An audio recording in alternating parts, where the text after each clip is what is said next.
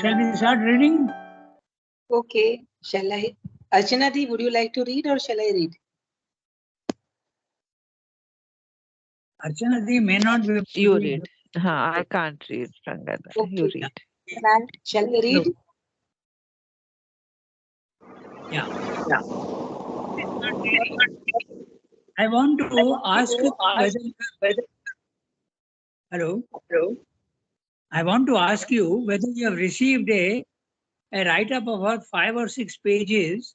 I have scanned them and sent them to you. It's very interesting because it's a question of time. Okay. Yes. The story we have Yes. received. I received it. I would request you to read that and be surprised. Okay. I've a very- received it and read it. And It was a real story. I didn't read it yet. Yeah, I received it, but yeah, I didn't Yeah. read it. I've read it, Rangada, and I'd read this incident before also somewhere. I don't remember where, but when I read, I remembered it. Okay. So, that is what we are discussing now. Time. Time is Yeah. not something. It's something very flexible, and it can become more and less, which is very obvious because when we are in the self, there is no time for us. Time is there in the physical world. So between the self and the physical world, time goes on slowing down as you go higher and higher. Okay. One day we can have a detailed discussion on that. But today we have to read, I think, a purely physical space. Do you agree with what I'm saying? Yes. Okay. So who is going to read today? Shall I read? Yes, go ahead. A purely physical space might be regarded as in itself a property of matter, but matter is the creation of energy in movement. Space, therefore, in the material world could be either a fundamental self-extension of material energy or its self-formed existence field, its representation of the inconscient infinity in which it is acting, a figure in which it accommodates the formulas and movements of its own action and self-creation. Time would be itself the course of that movement, or else an impression created by it, an impression of something that presents itself to us as irregularly successive in its appearance, a division or a continuum upholding the continuity of movement and yet marking off its succession. Because the movement itself is regularly successive, or else time could be a dimension of space necessary for the complete action of the energy. It's not understood by us as such, because it is seen by our conscious subjectivity as something itself subjective, felt by our mind, not perceived by our senses, and therefore not recognized as a dimension of space which has to us the appearance of a sense created or sense perceived objective extension. Not very easy to understand, but this time and space is something really quite mysterious. So anyway, we'll try and understand what he's saying. There is time and there is space. Both are necessary. Time is subjective, he's saying, and space is objective, outside ourselves. So we'll try and see what he's saying. A purely physical space. In other words, that there's a vital space, there's a mental space, there is a higher mind space, there is a space itself starts becoming more and more subtle as you keep traveling upwards. Okay. Remember this gradation, it applies to everything. So from the higher mind onwards in the spiritual fields of consciousness, time and space both are subtle and they are real, but they are subtle. Okay. So a purely physical space means he's talking about the physical world. Might be regarded as in itself a property of matter. That's interesting because, and then he's explaining, matter is something which is there, but space, when we imagine, things are there in space. So it's not very easy to understand this, but he's saying space can be considered as a property of matter. It is not matter itself, but it's a property of matter. Because stone is a matter, a tree is a matter, but they are all in the space. So it seems to be as though matter is creating a space in which it can create forms, something like that. You can imagine as you want, you can imagine to yourself and try and picture it to yourself. But there is the next sentence is also very clear, and science agrees with that.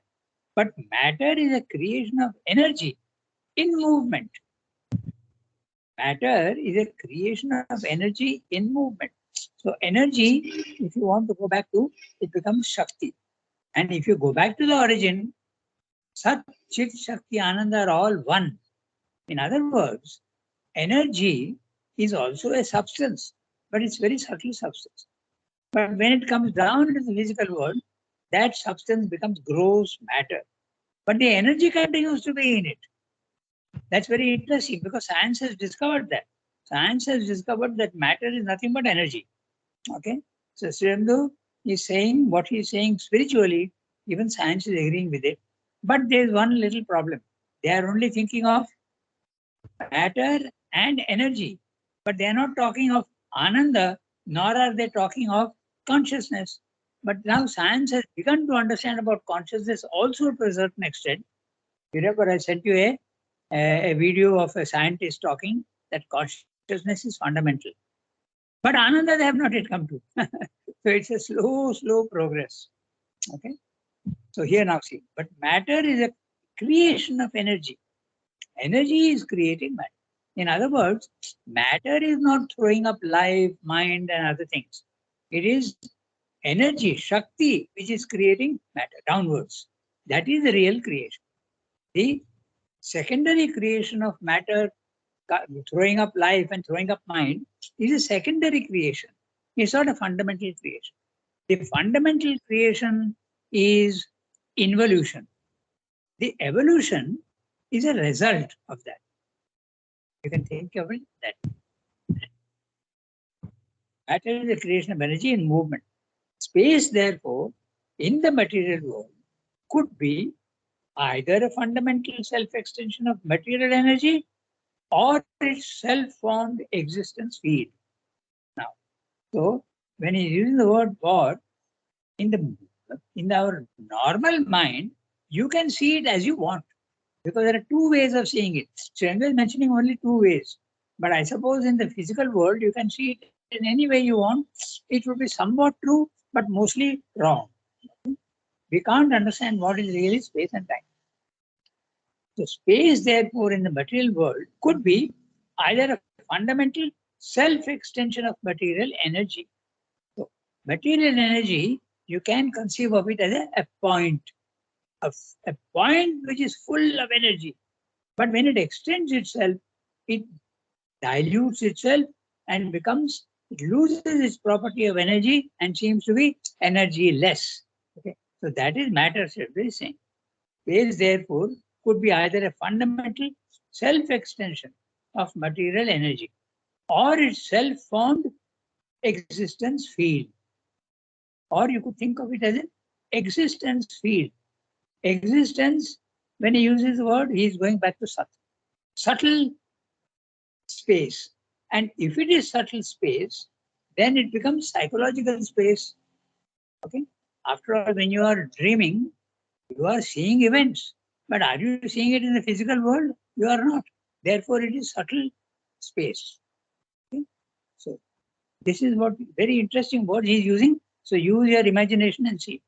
So space can be seen either as, if you want to say it in very gross terms, you can think of it as material space, or you can think of it as subtle psychological space. Existence, self-formed existence field, I would say is psychological space. But material world is the gross material world. Okay? It is not subjective space, but objective space. This is subjective. And this is objective.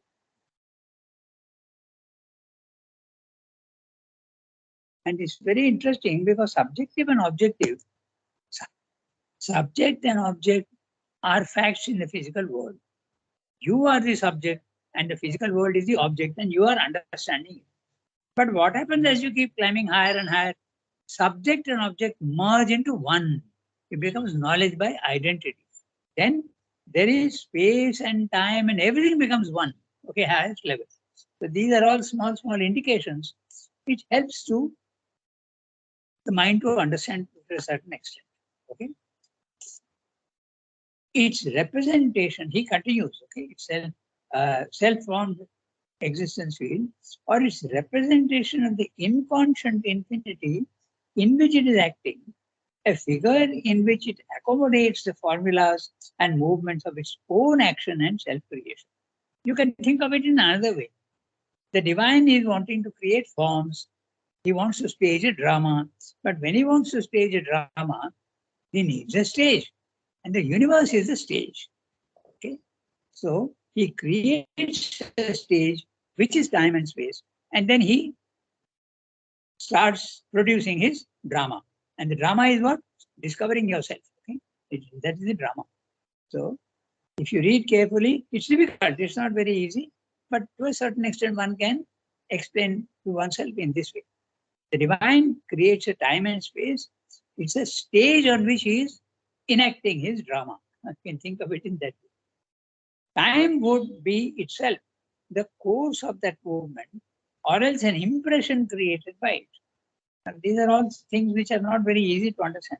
The course of the movement is clear. Okay, when you are going on a picnic, there is a starting point and there is an ending point. That's a movement, or else an impression created by it. That means a subtle thing. So, an impression of something that presents itself to us regularly, successive in its appearance. A division or a continuum. A continuum is something that is from beginning to end, it's continuing without a break, upholding the continuity of movement and yet marking off its successions. Now, this is interesting again because there is a continuity of movement and yet marking of its successions. We again come back to that idea that of the quantum theory. Okay? Is it a continual movement or is it a broken movement? This also we have discussed once, and this is a very interesting thing because you have to understand this. Think of the clock, then you will understand. When the clock is moving, it is moving. If you have a digital clock, it moves continuously. There is no stop. Okay? Like that. But when you have an ordinary watch, okay, not a digital one, but a mechanical one, every second it stops. Okay, it's a broken movement. Are they really the same? That's what Srinath is saying. Yes, it can be seen this way or it can be seen that way. So, what is the way to see? You can see it as a broken movement. I had my breakfast. Now I'm sitting at my table and I'm reading. And even my reading, every word is in succession one to the other. It's a broken thing. But we tend to not notice it very clearly, but it's a broken thing. But can it be a continuous thing? Yes, because instead of break of the clock in 1 second, if I make it half a second, it becomes much faster. If I make it 1/10 of a second, then if I make it 1/1,000,000th of a second, what will happen? You will not see the break. It's a continuous movement. So the continuity and the broken movement are really the same. In the physical world, you see the broken movement. When you go to the self, it's a continuous movement because it stops. There's no movement at all there. So there are two ways of seeing this. Okay? Continuous movement or not. In fact, this is the problem in science. Okay, that quantum theory started from this. Is it particle or is it a wave? So they found that it is both, and you can't distinguish between the two. So they had to invent the word wavicle. It is a wave, a continuous movement, as well as a particle. This is what I'm saying in different philosophical language. Time would be now. I read that sentence again. Time would be itself the course of that movement, or else an impression created by it. The impression created by it would be very clearly psychological. An impression of something that presents itself to us as regularly successive in its appearance. Regularly successive, broken. A division or a continuum, it can be a division or it can be a continuum. Continuum means no break, upholding the continuity of movement and yet marking off its successions. So it is one and yet it's a many. Again, you can apply the concept of the one and the many. The one is constant and a continuum, but the many are breaks. Okay? So you can see how all these ideas are all actually linked. And in our physical world, we make a difference between them, but they all go back to one very simple thing. So you can see how all these things are connected. One leads to the other, one leads to the other. Okay. If you look very carefully, you will see that even Purusha and Prakriti also is related to this. Because Purusha is one and a continuum, and Prakriti is a broken sequence. Okay? Because the movement itself is regular. Or else, there is another way of looking at it. Okay. So there are so many different ways. That is why the physical world is relative. The relativity of the physical world is absolutely established in the lower creation. But as you keep going up, there is no relativity at all. It becomes an absolute. Remember the gradation. Or else now Surendra is saying, time could be a dimension of space necessary for the complete action of the energy. So you could even see time and space as essentially linked. They are not separate. Okay? It would be a dimension of space. In fact, this is what they are talking of nowadays in science also. We have, on a plane, we have two dimensions, X and Y coordinates. Okay? But if you introduce another one, Z, you have a three-dimensional space. So why should we limit ourselves to only three-dimensional space? We can go to fourth dimension, fifth dimension, sixth dimension. And this is exactly the reality of the vital world, mental world, and other worlds. So all these dimensions become infinite, and all the limited dimensions disappear until finally you have infinite dimensions all becoming one at the highest level. So it's very interesting. You can think. In fact, the 2 dimensions, 3 dimensions, 4 dimensions, the dimensions are becoming slowly more and more vague and more undefined until finally at the highest level, infinite dimension means no dimension at all. You can think of it in that way. Okay. As I said, these are not very easy concepts to understand, but you have to use your imagination. And each one is perfectly in order if you want to imagine it in any way you want, because it's a representation. So if they use the word representation, we can't have an idea of the real time and space when we are in the physical world. Our normal mind cannot understand. So that's why or, this, that, so many possibilities. So I'm reading that again. This is what science says. Time and space are only, time is a dimension of space. Okay? Time could be a dimension of space necessary for the complete action of the energy, but not understood by us as such, because it is seen by our conscious subjectivity as something itself subjective. You don't see time in the world. You feel it within yourself. What is it? Felt by our mind, not perceived by our senses. Space is perceived by our senses, but not time. And therefore, not recognized as a dimension of space, which has to us the appearance of a sense-created or sense-perceived objective extension. Sense-perceived objective extension is space. And subjective created perception is time. Okay. So, if those of you who have not read, I hope that scan was clear enough, because that experience of that lady, okay, who had that, and I had mentioned, you read that, it's very interesting, it will really puzzle you. But it's a fact, because she herself doesn't understand how it would have happened.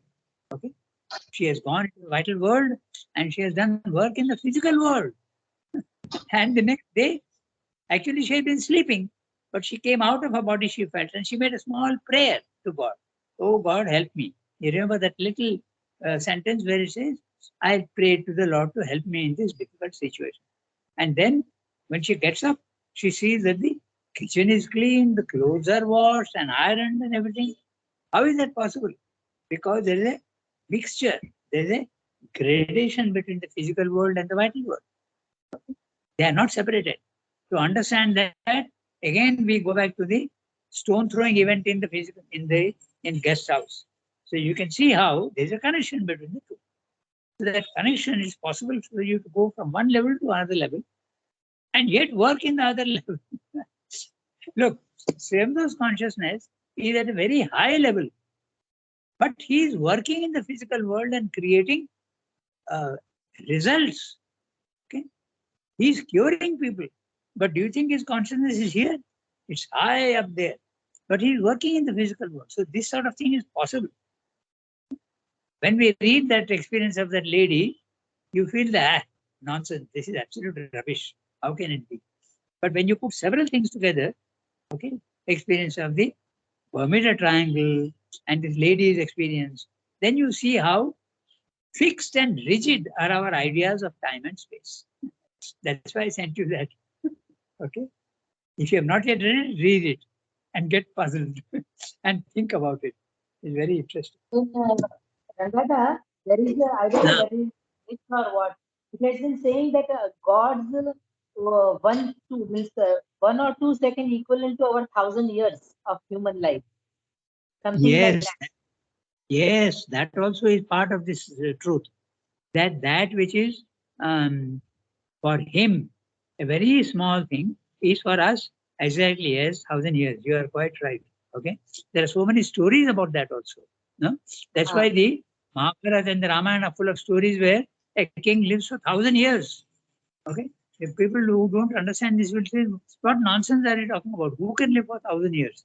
But this is the truth. It's symbolic truth. Okay. And there's a very interesting joke. I don't know if I told you about it, but it also illustrates this. As you keep going up, okay, 1 second, as you keep coming down, that 1 second becomes 100 years. Okay. So I don't know if I told you the joke, but I'll tell you it's a joke, and yet it is based on a truth. So, someone was told that for God, what is 1 second is for the physical world 100 years. Okay? So he said, "Oh, it's like that." And then he said, "Yes, it is like that." Then there is another thing also. What is a small thing for the divine is for you here a very big thing. Okay? So he got an idea. He says, if it is like that, then I will ask God only for 1 naya paisa. Okay?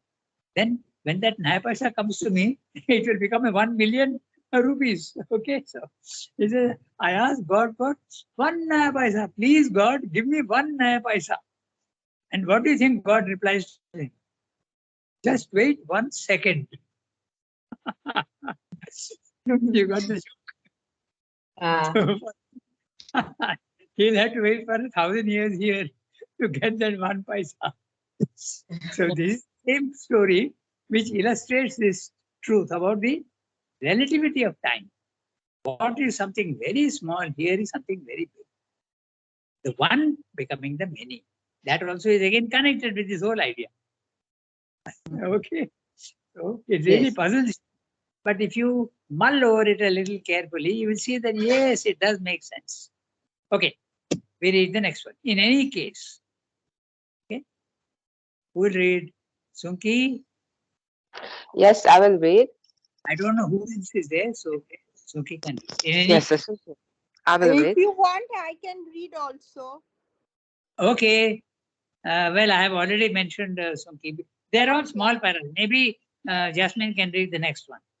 So Sunki, you read this one. In any case, let's read it quickly. Okay, I will read it.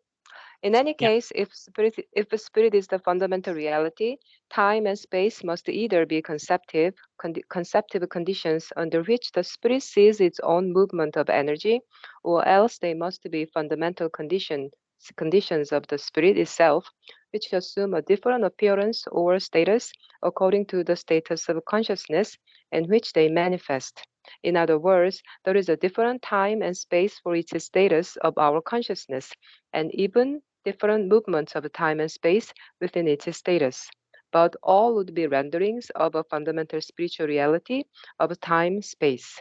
In fact, when you go behind the physical space, we become aware of an extension on which all this movement is based, and this extension is spiritual and non-material.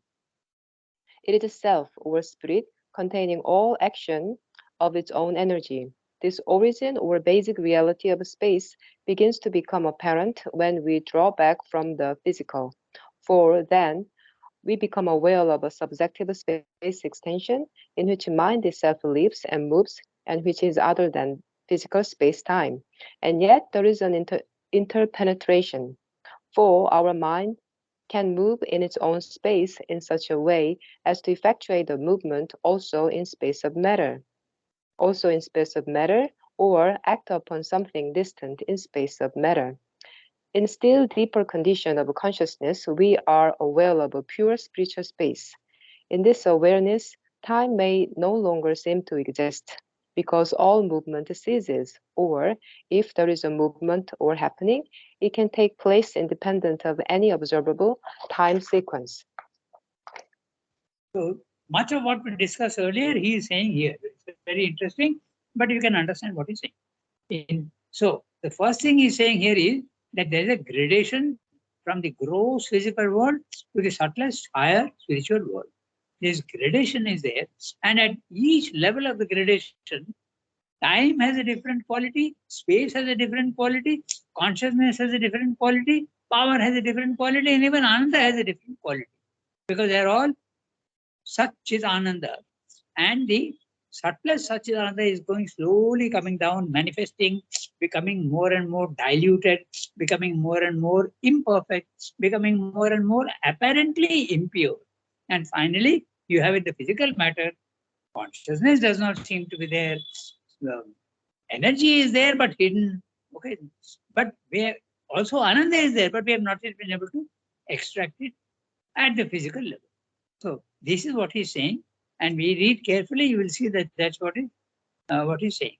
In any case, if spirit is the fundamental reality, so there again you see, Surendra is not imposing his views on you.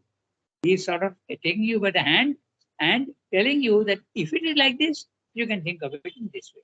He is very persuasive. He persuades you, doesn't impose his view on you. In any case, if spirit is the fundamental reality, why is he saying this? Because the scientist says spirit is nothing like spirit. It is matter that is the fundamental reality. That's why he's telling you, look at it this way. In any case, if spirit is the fundamental reality, fundamental means the only thing that exists by itself.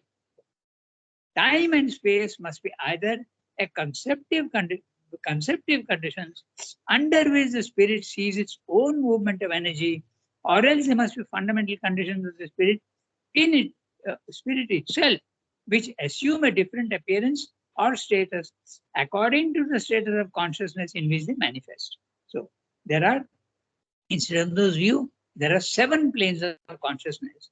It's a way of dividing. You can divide it into 12, you can divide it into, Sridhar himself says you can divide into any number. So if you divide into 7, at each one, time takes on a different characteristic, space takes on a different characteristic, everything, energy also takes on a different characteristic, depending on which level you are. And the levels are what? Sat, Chit, Ananda, Supermind, mind, life, body. And each one, it's a world in itself. The world of matter is one. The world of life is independent, yet connected. The world of mind also is independent, yet connected. So all this is connected, he is telling you. Later on, you will see that. So, according to the status of conscious in which they manifest. In other words, there is a different time and space for each status of our consciousness, and even different movements of time and space within each status. Every time you go, you see time and space in a different way. So this very clearly explains to you the Bermuda Triangle. Okay, the Bermuda Triangle, that plane, is in physical space, but somehow or other it so happened. Okay, in many, and why it should happen only in Bermuda Triangle is another question. But it happens again repeatedly in the Bermuda Triangle. You enter into another world. That means that plane which is there, goes into the life world. And when it goes into the life world, what happens? Time slows down for you. You lose contact with the physical world. There is no radar connection. There is no radio connection also. Okay? You disappear from the radar. And then when you re-emerge again into physical space, you see yourself and you have saved about 15-20 minutes. So 15-20 minutes you have saved. Why? Because you have gone into a place where time is slow. Now you have come down into where time is again normal. Okay. So that explains very clearly, this sentence explains the Bermuda Triangle. Okay. So if you have not read about the Bermuda Triangle, it's worth reading because it's very, very indicative of the truth of time and space. Okay. Now, but all would be renderings of a fundamental spiritual reality of time and space. Now, there's another thing, would be conceptual conditions. I'd like to just discuss a little bit of that conceptual condition. God is reality, but he is subtle and he is the only one that exists. So when he is creating the physical world, he is creating it within himself. And he is creating it also within himself by his own power. But it is still subtle. So that's it. So what he's saying is conceptive condition. He is conceiving the physical world in himself. So this is the thing. Now, this conceiving within yourself, would it apply also to the physical world? If you look very carefully, you will see that yes, when you conceive of certain things, when you start imagining in your mind, concentrate on mind, it becomes a reality. Otherwise, yoga would not be possible. You start concentrating on something not in the physical world, but in your own mind. Okay? You concentrate. It's a conceptual thing. It's not a physical thing. And yet you achieve fantastic results. Okay? So you can understand conceptive at the highest level. What is in the mind of the divine, here also is the same. But we don't. It is diluted, so we don't use that power. But the power of the divine to conceive within himself is very much there in you also here. But we have lost the capacity of concentration. That's why we can't do it. Okay? In fact, I'm reading the next sentence.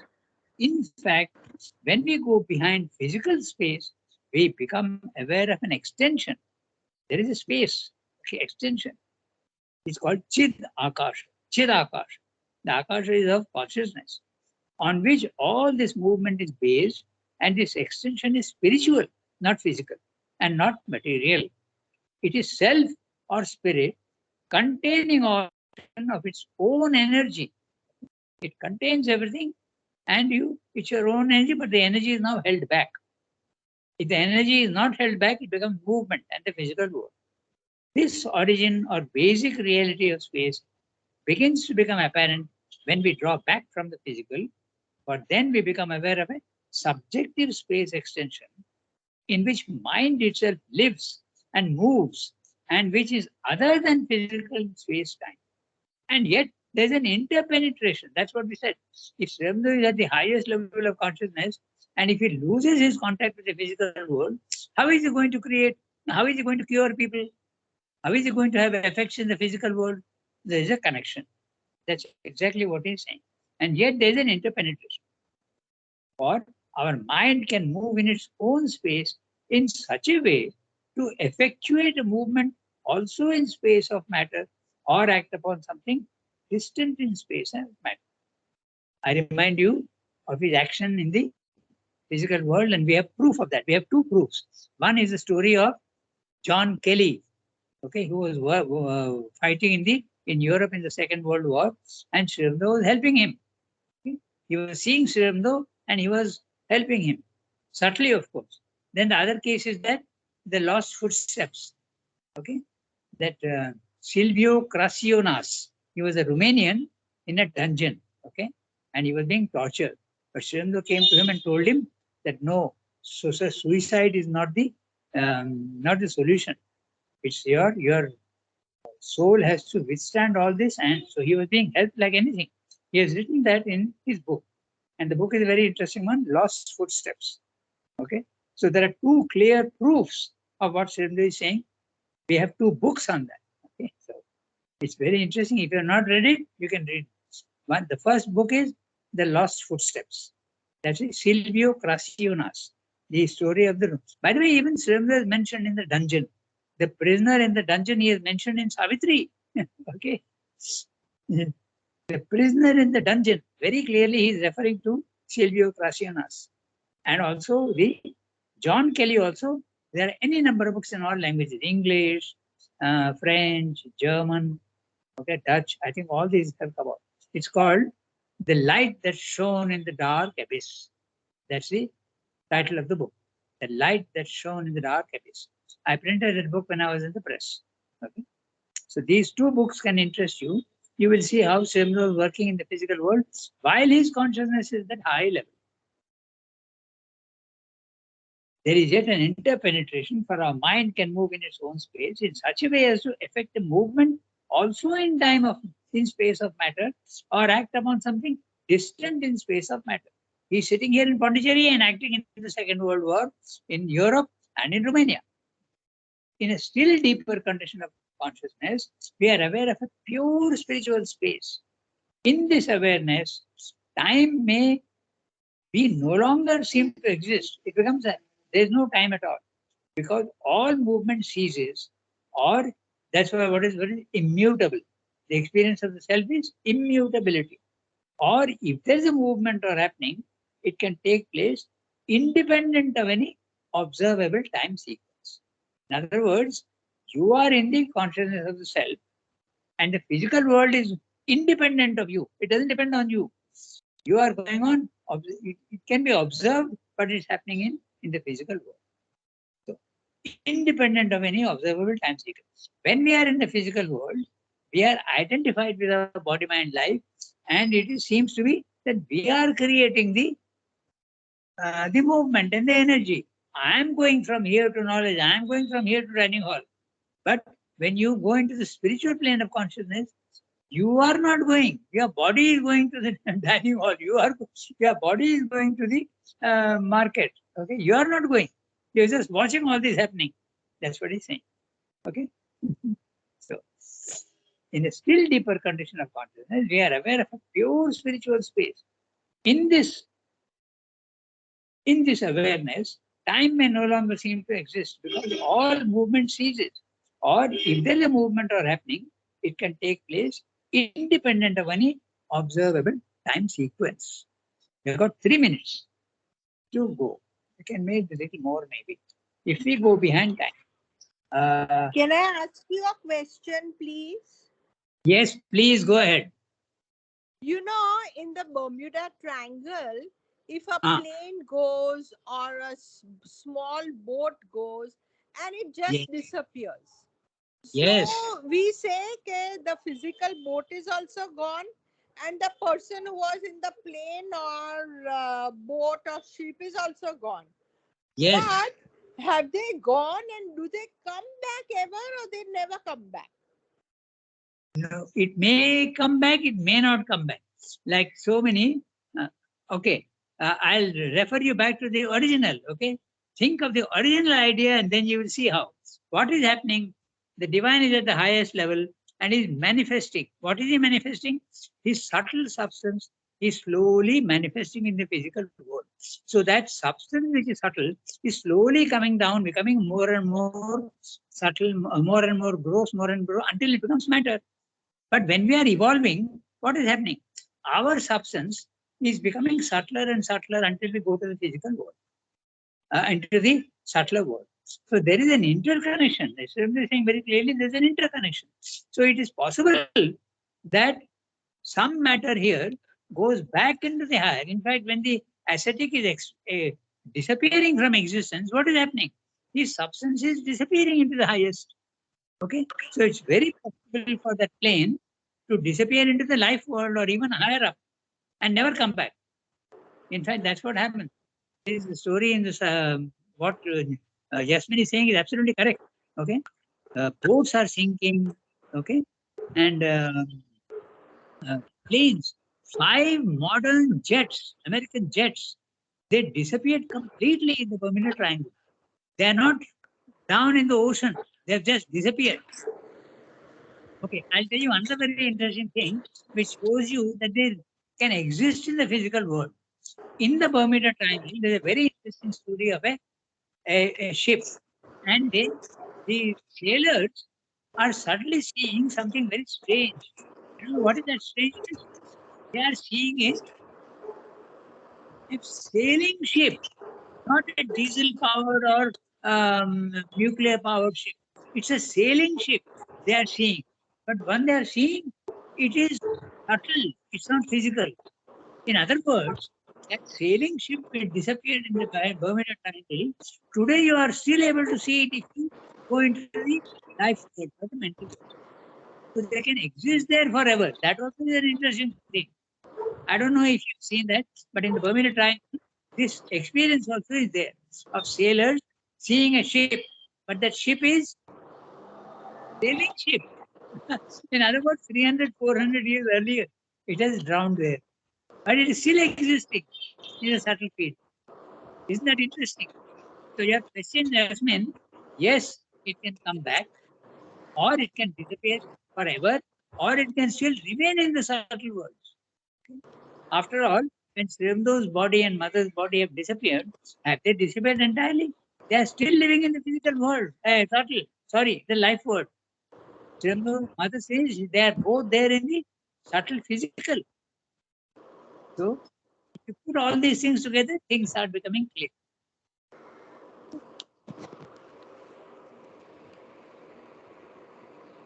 They're a little strange, but that's why we have to understand all these things. Remember the basic thing, the one becoming the many. So there's a connection between the subtlest substance and the grossest substance. And there's an interchangeability. You can go from one level to the other level and also come down or even go up. Okay. So we have to stop here today because it's already 8:40. Okay. If we go behind time. All right. This is very interesting and very challenging for the mind to understand all these things. But really, it is interesting. And if you put 3, 4 things together, then you begin to understand the reality of time. Okay? Remember, the one becoming the many is one. Then the other is the Bermuda Triangle. Okay? Then you remember also the experience of the self, where there is no time and no space for you. Okay? Then think also of the relativity theory. 2 twins on Earth, one goes into space and comes back after 2 years, and in the physical world, 50 years have gone by. And also, what Shilpa said just now, what is 1 second for the divine is for us 1,000 years. So if you remember all these things and put them together, you get a picture. Okay. Let me stop here today. Merci beaucoup. Okay. Yeah. So now, Thank you, Rangada. okay, au revoir, everybody. And if you read that 5 pages of that lady who had that fantastic experience, okay, she is sleeping. Her body is sleeping, yet she is working in the physical world and producing things, effects in the physical world. When she gets up, she sees that her bathroom is clean, that all the clothes are washed, the kitchen is clean. How? She was sleeping. Because it's an interconnection and an interpenetration. So this para here, if you read carefully and understand each thing, what he's saying, it starts making sense to us. It's difficult, but it makes sense to us. Okay. So Okay. Bye-bye. everybody, and have a nice day. Okay. Au revoir.